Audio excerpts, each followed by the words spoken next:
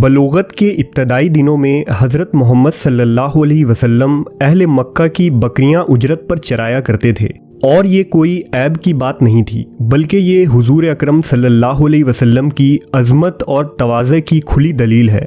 इसलिए कि बकरियां चराने वाले शख्स में जफ़ाकशी, तहम्मुल व बर्दबारी और नरम दिली पैदा हो जाती है। इसलिए कि बकरियां चराना मामूली काम नहीं, बल्कि बहुत ही ज़्यादा होशियारी और बेदारी वाला काम है। यही वजह है कि तमाम अंबिया अकराम ने बकरियां चराई हैं। इस मुतालिक खुद नबी सल्लल्लाहु अलैहि वसल्लम ने अहादीस मुबारका में फ़रमाया है कि अल्लाह ने जो भी नबी भेजा उसने बकरियां ज़रूर चराईं। सहाबा ने पूछा कि या रसूल अल्लाह, क्या आपने भी? तो आपने जवाब दिया कि हाँ, मैं भी मक्का वालों की बकरियां किरारियत पर चराता था। इसी तरह एक मरतबा नबी सल्लल्लाहु अलैहि वसल्लम सहाबा कराम के साथ जंगल तशरीफ़ ले गए। सहाबा बैरियां तोड़ तोड़ कर खाने लगे तो आप सल्लल्लाहु अलैहि वसल्लम ने इरशाद फरमाया, जो खूब सया हो वो खाओ, वो ज़्यादा मज़े की होती हैं। ये मेरा उस ज़माने का तजुर्बा है जब मैं बचपन में यहाँ बकरियां चराया करता था। बहरहाल मक्का के उन वादियों में नबी करीम सल्लल्लाहु अलैहि वसल्लम की उम्र मुबारक 20 बरस हो गई। उन दिनों कबीला कुरैश और कबीला कीस ऐलान के दरमियान एक ज़बरदस्त जंग हुई।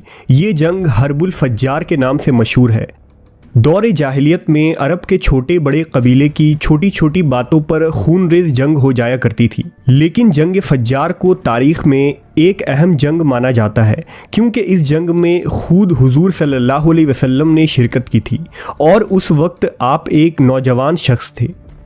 इस जंग की तफसील कुछ यूँ है कि दौर जाहिलियत में अक्कास के मैदान में एक बड़ा मेला लगता था, जिसमें मुशायरे, किस्सा गोई, कुश्तियाँ और तीर अंदाज़ी का मुकाबला हुआ करता था।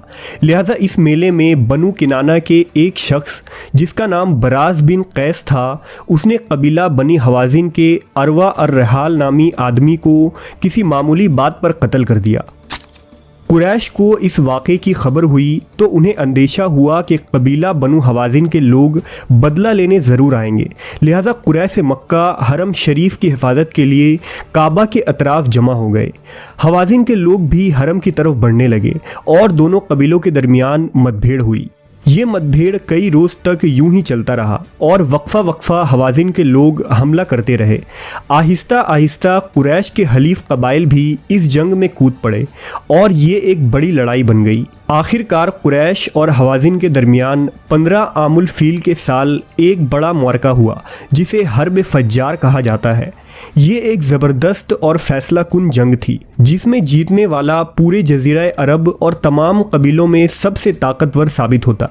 इसलिए कुरैश के सरदारों ने अपने पाँव में बेड़ियाँ डाल ली ताकि वो मैदान जंग में साबित कदम रहें और कोई फरार न हो सके।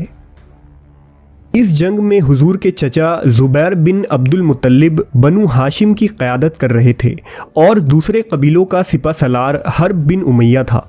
हुजूर के कई चचा और चचाज़ाद भाई इस जंग में शरीक थे। लिहाजा अपने चचाओं के कहने पर आप सल्लल्लाहु अलैहि वसल्लम ने भी इस जंग में हिस्सा लिया, लेकिन आपने मैदान जंग में तलवार न उठाई और न किसी पर तीर चलाया। अलबत्ता आप तीर और नेज़ा उठा उठा कर अपने चचाओं को देते और लड़ाई में उनकी मदद किया करते थे। जंग फज्जार के दौरान एक गैर मामूली बात देखी गई कि जब भी हुजूर सल्लल्लाहु अलैहि वसल्लम मैदान जंग में तशरीफ़ लाते तो कुरैश जंग जीतने लगते और जैसे ही नबी करीम सल्लल्लाहु अलैहि वसल्लम मैदान जंग से वापस तशरीफ़ ले जाते तो कुरैश कमज़ोर पड़ने लगते। लिहाजा कुरैश की फतह याबी और शिकस्त नबी सल्लल्लाहु अलैहि वसल्लम की बरकत पर मुनहसिर था, जिसका मुशाहिदा कई लोगों ने किया। जंग फज्जार से अरब के सैकड़ों घराने बर्बाद हो गए थे। हर तरफ बदामनी और आए दिन लूट मार हो रहे थे। मुल्क का अमनो अमान गारत हो चुका था। न दिन को चैन था और न रात को आराम था। लिहाजा बनु हाशिम, बनु असद, बनु गुतफ़ान और दीगर कबाइल कुरैश के बड़े बड़े सरदार अब्दुल्लाह बिन जदआन के मकान पर जमा हुए और ज़ुबैर बिन अब्दुल मुत्तलिब ने ये तजवीज़ पेश की कि हालात को बेहतर बनाने के लिए अब इस जंग को बंद कर देनी चाहिए और कोई सुलह या मुआहदा करना चाहिए। लिहाजा तमाम अरब कबाइल और कुरैश के दरमियान एक मुआहदा हुआ जिसमें जंग बंदी, मुल्क में अमनो अमान, मुसाफिरों की हिफाजत, गरीबों के अमदाद पर तमाम लोग मुत्तफिक हुए। इस मुआहदे को हिल्फुल फजूल कहा जाता है, जिसमें मोहम्मद सल्लल्लाहु अलैहि वसल्लम भी शरीक हुए। आपको ये मुआहदा इतना पसंद था कि ऐलान नबूवत के बाद भी आप फरमाया करते थे कि इस मुआहदे से मुझे इतनी खुशी हुई कि आज भी अगर कुरैश चाहे तो मैं उस पर कायम रहने के लिए तैयार हूँ। बहरहाल अब कुछ सालों के लिए जंग बंदी हुई और अरबों के हालात कुछ बेहतर हुए। जब नबी करीम सल्लल्लाहु अलैहि वसल्लम की उम्र मुबारक 25 साल के करीब हुई तो तिजारत की तरफ रुझान बढ़ा, लेकिन आपके पास इतनी रकम न थी कि तिजारत कर सकें। लिहाजा जब मक्का की एक खातून को ये खबर हुई तो उसने नबी सल्लल्लाहु अलैहि वसल्लम को पैगाम भेजा कि आप मेरा माल तिजारत के लिए शाम ले जाएं और उसे वहाँ मुनासिब कीमत पर फ़रोख्त करें। इस खातून ने यह पेशकश की कि वो आपको दूसरों से बढ़कर उजरत देंगी। उस खातून का नाम खदीजा बिनते खवेल था, जो मक्का की निहायत ही शरीफ ख़ानदान की एक मालदार बेवा खातून थी। सैयदा खदीजा का ताल्लुक कबीला बनु असद से था। आपके वालिद खवेल्द बिन असद अरब के अमीर तरीन इंसानों में एक थे। जब जंग फज्जार शुरू हुई थी तो खवेल्द ने भी इस जंग में शिरकत की थी और वो इस जंग में मारे गए। लिहाजा बाप के मरने के बाद सैयदा खदीजा ने सारा कारोबार खुद संभालना शुरू कर दिया था। दरअसल सैयदा खदीजा ने पहले ही हुजूर की सदाकत, अमानतदारी और ईमानदारी के चर्चे सुन रखे थे और वो आपकी खूबियों से बहुत मुतासिर थीं। इसलिए उन्होंने आप सल्लल्लाहु अलैहि वसल्लम से तिजारत की ये दरख्वास्त की थी। बहरहाल हुजूर ने सैयदा खदीजा के माल को लेकर तिजारत के लिए शाम रवाना हुए। इस सफ़र में हज़रत खदीजा ने आपके साथ अपने एक ग़ुलाम मीसरा को भी रवाना कर दिया।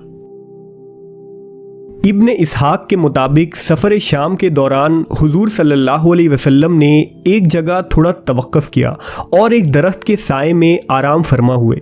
करीब नस्तूर राहिब की एक खानकाह थी।